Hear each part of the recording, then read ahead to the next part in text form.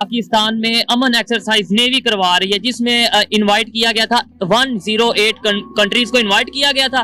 Total 8-10 आए हैं, जबकि इंडिया में एरो इंडिया के नाम से एक प्रोग्राम हो रहा है, जिसमें तकरीबन 80 to 90 कंट्री ने पार्टिसिपेट किया है। लेकिन वो ऐसा कहाँ चले गए और हम कहाँ रह गए? उसका जवाब जो दूंगा ना वो आप दिखाएंगी नहीं। दिखाऊंगी, आप बताएं। हमारे जो जर्नल है ना, ये उनकी गलत पॉलिसियों का नतीजा है कि हम दुनिया में पीछे रह गए। बस को लेट से 500 और बोइंग को जहाजों के ऑर्डर दे रहे हैं, जो कि ऑब्वियसली मैं देख रहा था तकरीबन $100 बिलियन का खाता, मतलब this is not something small. India की बात करें, उन्होंने अपने तेजाज और इसके अलावा दूसरे प्रचंड के नाम से ऐसे हेलीकॉप्टर्स वगैरह हैं या इस तरह की चीजें हैं जो खुद वो बना रहे हैं, ना सिर्फ अपने लिए बल्कि एक्सपोर्ट कर रहे हैं। यूएसए भी चाह रहा है कि इंडिया हमारे तरफ ज्यादा झुकाव करे, रशिया चाह रहा है कि इंडिया हमारी तरफ झुकाव करे। तो क्या वजह है, कितनी इंपोर्टेंस बना ली है इंटरनेशनल लेवल पे इंडिया ने कि तो रशिया भी देख रहा है, यूएसए भी देख रहा है और इंडिया बीच में दोनों तरफ मजे ले रहा है। कि अगर मेरे जैसा बंदा लॉजिकल बात कर ले कि कैसे घुस के मारेंगे, टेक्नोलॉजी का दौर है, हम घुसने लगेंगे, वो पहले ही हमें काउंटर कर देंगे, तो फिर वो आगे से गुस्सा आ जाए। एक तो भाई ये जो शिद्दत पसंद मजहबी लोग हैं ना, एक ये इंतशार बड़ा फैलाते हैं।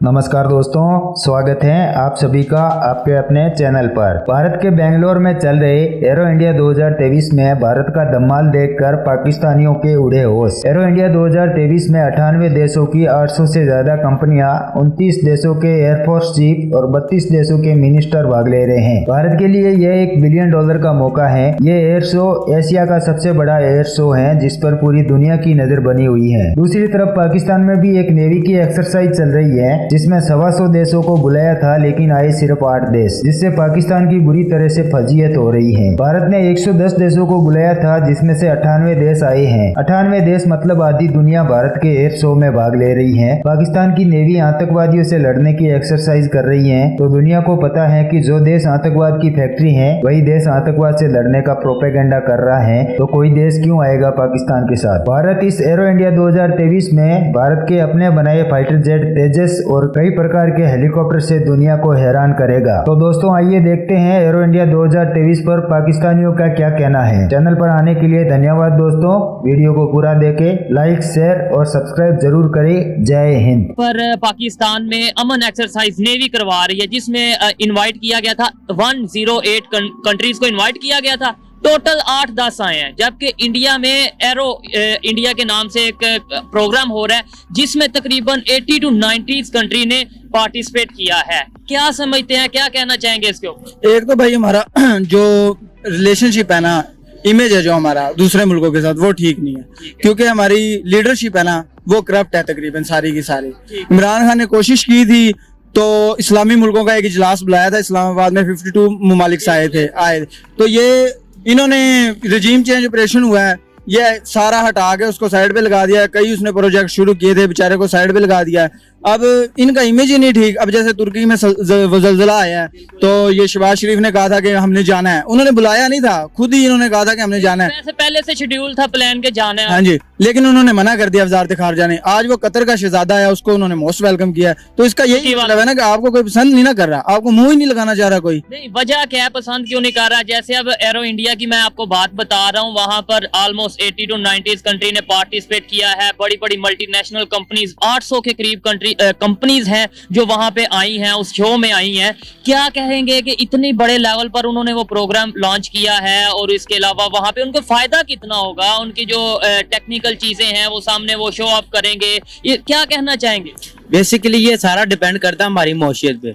अगर हमारी मैशियत बिल्कुल इतनी कमजोर है, आप इंडिया को देख लें, उनकी मैशियत हमसे लाख दरजे अच्छी, इकॉनमी उनकी, हाँ, इस और उनका आप ये देख लें, हमारा मुल्क जो है वो अभी तक कर्जों में डूबा हुआ है, इसलिए हमारे मुल्क कोई मुल्क अहमियत ही नहीं देता। लेकिन जब मुश्किल में कोई होता तो ज्यादा हेल्प करनी चाहिए ना दोस्त की। यही तो मैं कह रहे हैं, अगर हम खुद अभी कर्जे के मुताबिक हम लोगों को क्या कर्जा देंगे? आपसे ये सवाल कर रहा हूँ कि क्या फायदा होगा कि एरो इंडिया के नाम से जो एक्सरसाइज इंडिया वाले कर रहे हैं, इतने ज्यादा कंट्रीज ने पार्टिसिपेट किया है, कई कंट्रीज के मिनिस्टर आए हैं, कई कंट्रीज ने अपना प्रोग्राम वहां पर भेजा है। क्या कहना चाहेंगे कि उनके रिलेशन ऐसे बेहतर नहीं होंगे आपके ख्याल में? भाई इंडिया की जो मार्केट है वो $1 मिलियन की मार्केट है, और हमारे पास क्या है, हम अभी कर्जों में हैं। IMF के साथ हमारा मिलियन मिलियन नहीं बिलियन। हाँ $1 बिलियन किया है। तो हमारे अभी कुछ हम IMF से मुआहिदा तय करें, IMF हमें हाथ नहीं पकड़ा रहा।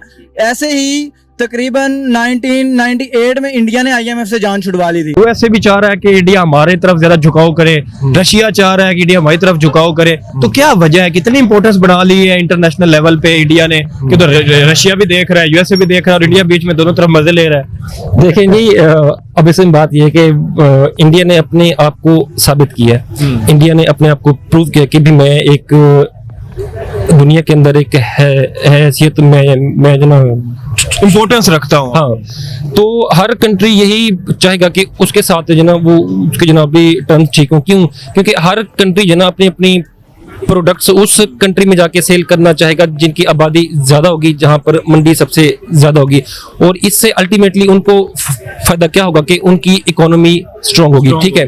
और दूसरी बात ये कि पाकिस्तान की तरफ जो ना दूसरे कंट्रीज का झुकाव हमें भी यूएसए देता है, हम भी फाइटर जेट वगैरह खरीदते हैं, लेकिन एडवांस लेवल का उन्होंने इंडिया को ऑफर कर दिया। अभी हमें नहीं ऑफर किया। F-35 कह रहा है कि दुनिया का एडवांस तरीन जो है ये फाइटर जेट है। सर उसकी यही रीजन है कि with the passage of time हमारी इकोनॉमी ग्रो होने की बजाय बिलो जा रही है। ठीक हमारे है। पास इतने पैसे नहीं है। अगर पैसों की बात की जाए तो $450 मिलियन का ये एक फाइटर जेट हाँ जी, बनता है। तो और सबसे बड़ी बात ये है कि हमारे पाकिस्तान के जो लोग हैं, जो एज ए कंट्री जो पाकिस्तान है, ये रिलायबल नहीं है। दुनिया हमारे पाकिस्तान के लोगों के ऊपर, हमारे मुल्क के ऊपर ट्रस्ट नहीं करती। हम बात करें इंडिया की तो 75 नेशंस को उन्होंने अपने डिफेंस इक्विपमेंट्स एक्सपोर्ट किए हैं। उसके बाद आज उन्होंने एक शो रखा है उसी खुशी में, और जो है उसमें 98 कंट्रीज आई हैं और जो है वो उनको सलामी दे रही है, मतलब सल्यूट कर रही है। क्या समझते हैं, अगर हम अपनी और उनके देखें तो एक ही दफा में हम आजाद हुए थे, अलग हुए थे, लेकिन वो ऐसा कहाँ चले गए और हम कहाँ रह गए? उसका जवाब जो दूंगा ना वो आप दिखाएंगी नहीं। दिखाऊंगी, आप बताएं। हमारे जो जर्नल है ना, ये उनकी गलत पॉलिसियों का नतीजा है कि हम दुनिया में पीछे रह गए। हम इंडिया की बात करें, वहां पर पॉलिटिक्स में हम बहुत ज्यादा स्टेबिलिटी देखते हैं, लेकिन यहाँ पर ऐसा नहीं है। क्यों सर? इसकी वजह ये है कि वहां पे जो पॉलिटिशियन है ना, वो जो अंदर जो मर्जी करें, दुनिया के अंदर वो एक नेशन है। हम अंदर में भी, हमारे जो पॉलिटिशियन है अंदर में भी आपस में लड़ते हैं और बाहर भी हमारा इमेज जो है ना वो खराब करते हैं। फिर अगर हम बात करें अभी के हालात की, तो ये जब हम आजाद हुए थे तो ये बात कही गई थी कि पाकिस्तान ज्यादा देर तक नहीं चल पाएगा, और अगर हम अभी की बात करें तो फोल्ड होने वाला है। और अगर हम इंडिया की बात करें, फिफ्थ लार्जेस्ट इकोनॉमी बन गया। क्या वो बात सच थी? क्या हम लोगों ने खुद मेहनत नहीं की, या फिर बाहर की लॉबिंग है जिसकी वजह से आज हम ये खड़े हैं? भी इंडिया की बात करें, उन्होंने अपने तेजाज और इसके अलावा दूसरे प्रचंड के नाम से ऐसे हेलीकॉप्टर्स वगैरह हैं या इस तरह की चीजें हैं जो खुद वो बना रहे हैं, ना सिर्फ अपने लिए बल्कि एक्सपोर्ट कर रहे हैं। अभी जो उनका एरो इंडिया शो है, इसमें भी जो कंपनीज आई हैं वो इसमें एक्सपोर्ट इंपोर्ट के हवाले से बात कर रहे हैं। I think so first of all यहाँ पे एक तो हमारी जो एक्सपोर्ट है बाकी ममालिक की निस्बत अगर हम उसको कंपेयर करें वो कम है, ना होने के बराबर है। हम इसको राउंड अबाउट 10 to 15% कह सकते हैं आउट ऑफ 100। ठीक है। फर्स्ट ये थिंग है कि हमारे जो इंटरनेशनल रिलेशन है उसके अंदर वो प्रॉपर वो हम एक रोल प्ले नहीं कर रहे। ठीक है। उसके बाद यहाँ पे एक इस मामले से हट के डिक्टेटरशिप से हट के अगर हम बात करें तो यहाँ पे ज्यादातर जनाब सब इमोशनलिज्म का ख्याल किया जाता है कि मौलवी हजरात, ठीक है, उनको बस यही है कि जनाब सब अमेरिका है, वो नॉन मुस्लिम है, उनसे हमने ये चीज इंपोर्ट नहीं करनी, उनके साथ हमने रिलेशन अच्छे नहीं करने। इंडिया उसके साथ हमने हिंदू नहीं करने। अगर हम इस चीज से रिलीजन बेसिस पे अपने जो हमारे मामलात हैं, लाइक हमारा जो माइंडसेट है उससे हट के हम अगर ओवरऑल एज एन इंडिविजुअल लें उनको भी, तो हम एज इन ह्यूमन बीइंग लें। ठीक है। हम ये मतलब के रिलीजन बेसिस से हट